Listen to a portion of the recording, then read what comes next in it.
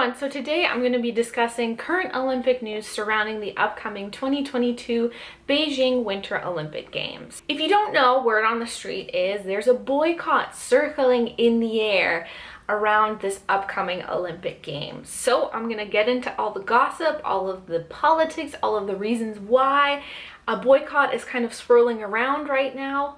We're going to get into it. I'm going to start with kind of why there is talk of boycott currently. So I'm going to be focusing more on Canada when it comes to why there is talk of boycott.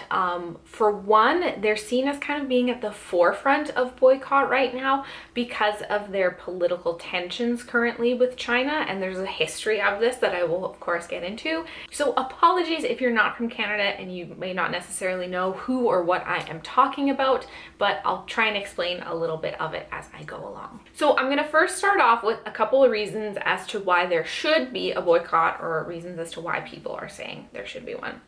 Number one, which you could easily argue this on your own and many countries are, is genocide. So the Chinese government is currently systematically cleansing Uyghur Muslim populations from regions of the country. It's been called a genocide by multiple different international human rights organizations, and a few countries have also come out and stated that they too say that it is an ongoing genocide. It's also actually been proven by government documents that have been leaked from China, where they're actually stating that their purpose is to get rid of the Uyghur Muslims from these populations in China. Military is another reason why. Currently, the Chinese military is invading Taiwan's airspace, essentially trying to spark a war and or invasion. If you want to know a little bit more about the relations between China and Taiwan, I actually did a video as to why they're two separate countries at the games, but I also get into the history as to why they don't like each other. So if you want a little bit more information, that's a video to go watch too. They're also actually doing this along the Philippines as well. They're lining up all of their warships right at the border between the Philippines and China. You don't really do this unless you're trying to like gear up to invade a country, or you're really trying to show off all of your fancy new toys. It could really be both. It's China. So another reason is Hong Kong. Although it is part of China, Hong Kong has had different rules and governance for a number of years. It's always been seen as much more democratic than mainland China is. So the government of China has been cracking down on the democratic rights within Hong Kong for the past couple years, particularly with a new Patriot Law, which basically allows them to restrict Hong Kong's democratic elections, and also gives them the ability to just arrest random people that are speaking out against the Chinese government. Arbitrary detention is another one. Now this one is a little bit more Canada specific, and if you are Canadian, you've probably heard about this case that I'll be discussing. So China has actually arrested two Canadian citizens, Michael Korvig and Michael Spivor, basically for no reason other than retaliation for Canada's arrest of Huawei executive for extradition to the United States to face charges for crimes that she committed there. These two Michaels were arrested for basically spying. So they were told they were actually businessmen just working in China, but the Chinese government says they're spying. Their trials are actually currently ongoing, or not actually going right now in China, and relationships between Canada and China have really started to decline since the arrest of these two Canadian citizens, particularly their treatment in their prisons. So Chinese and Canadian relations have actually gotten so bad that the Canadian government now has an advisory on their international travel page, which basically says like, beware, if you go to China, you might just be arrested for no reason. On top of those, also consider the nation's decades of human rights violations, accusations of international espionage and hacking, and overall how it's not really a great country. With all that, you could easily pick one reason as to why a government or people should boycott this upcoming games, especially the one about the government-sanctioned genocide. However, when it comes to boycotts, everything is much more complicated than it actually seems. There's always a divide between politicians, athletes and their sporting organizations, and the regular people, the spectators of the sports, as you will. So I'm going to be getting into those three different groups of people, their responses to what's happening, and their responses to the boycotts currently. So I'm going to start off with the politicians.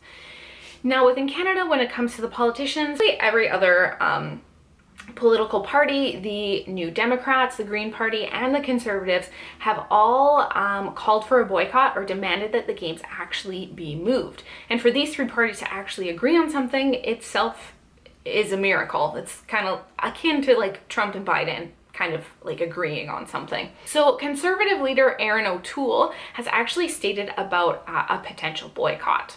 I think Canadians would agree that it would violate universal fundamental ethical principles to participate in an Olympic Games hosted by a country that is committing a genocide against part of its population. Canada must take a stand. And it's only if relocation is not possible and there are no changes in conduct by the state of China that we should examine whether our athletes should compete. Along with the three major Canadian political parties calling for a boycott, 13 individual members of parliament have also put through official documentation asking the government to boycott. The Liberals, however, have taken a different stance on this. A press secretary for the Liberals has said, while the government remains deeply concerned by the horrific reports of human rights violations against Uyghurs and other ethnic minorities in China, it must recognize the independence of the Canadian Olympic and Canadian Paralympic committees with regards to Canada's participation at the Olympic and Paralympic Games. Now, when you decipher that, it's basically that the Prime Minister does not want to make a decision because either decision he makes, whether you boycott or you don't, people will be upset. And so he is deferring the decision, i.e. deferring the blame, to other organizations to choose whether or not they go. Now I'm going to be talking about sporting organizations. The politicians have really taken a stance for having a boycott. However, the sport organizations have not. So the Canadian Olympic Committee, along with the Canadian Paralympic Committee, have released statements basically stating that boycott is not the answer. In no way are we at the Canadian Olympic Committee and the Canadian Paralympic Committee trying to minimize what is happening in China, but a boycott is not the answer. Rather, we believe in the interests of all Canadians and the global community are advanced through competing and celebrating great Canadian performances and values on the Olympic and Paralympic stage. Yes, because I'm sure the Uyghur Muslims in their concentration camps in China will feel better about themselves that Canadians are in Beijing competing for the Olympics and the Olympic ideals. I'm sure that will really help them get through what is currently happening. A Canadian member of the IOC, Dick Pound, has said countries should resist boycotts because it does nothing but hurt the athletes, not to mention the organization he works for as bottom line. He used the 1980 Moscow boycott as an example about how boycotts didn't do anything in this instance, and he is right. However, there are other things that can be done. He has also said that tensions between Canadian and Chinese governments shouldn't have an impact on the games. And here's a quote from him on this. It's as if we said, we're so mad about you treating your Chinese citizens in such a way that we're going to effectively take away the rights of our athletes. There's a lot to unpack there.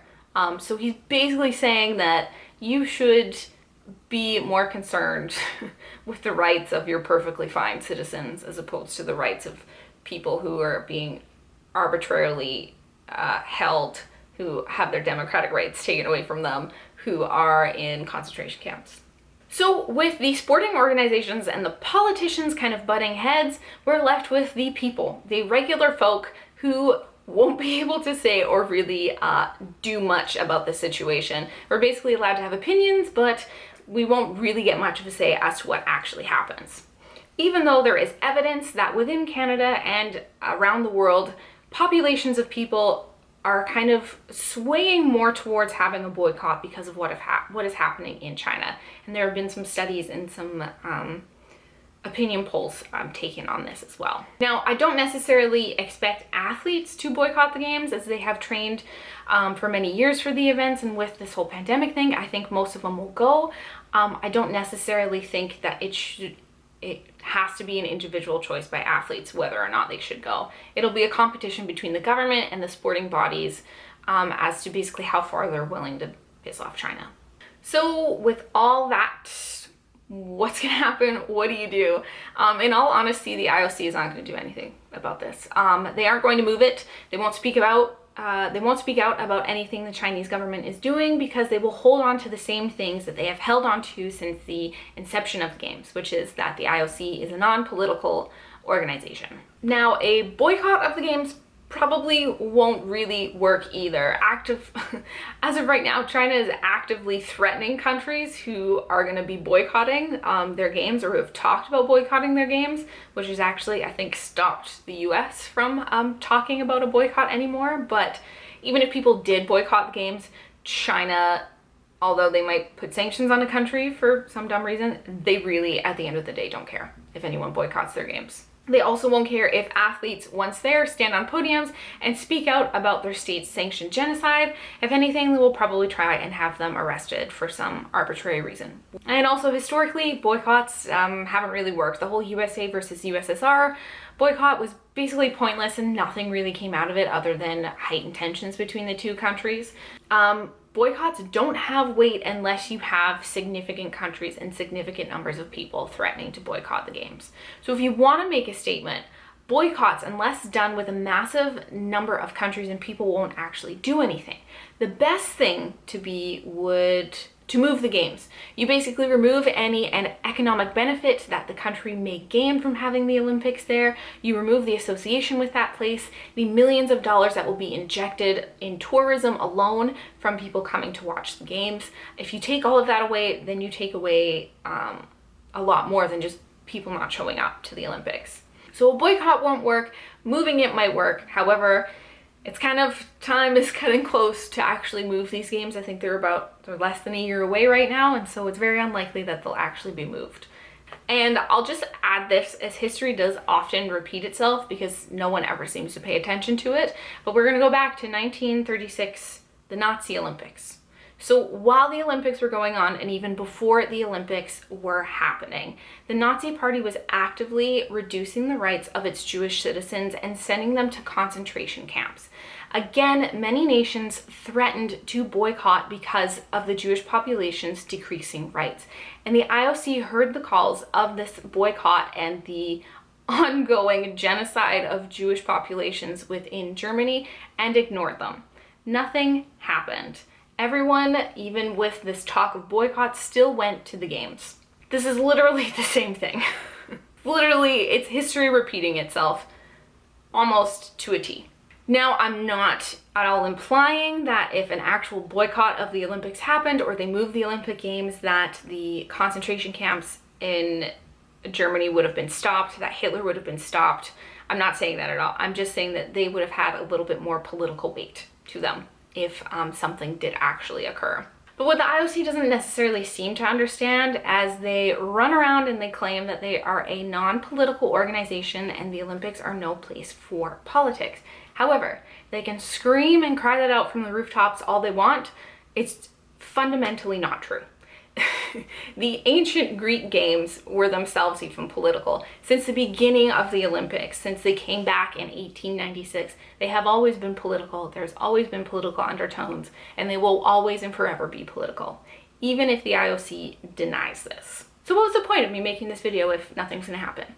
It's sharing this information, making sure that people know what is actually happening coming up to the 2022 games and understands what is going on behind the scenes. My blood pressure's too high, I need to stop filming.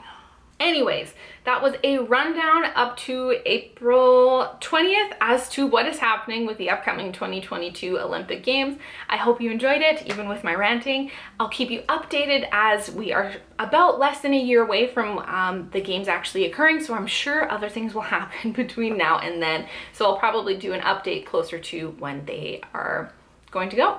So if you like this video, please give it a thumbs up. If you do want to see more politics and sport history videos, you can always subscribe as well. I hope you enjoyed it. Thanks. Bye.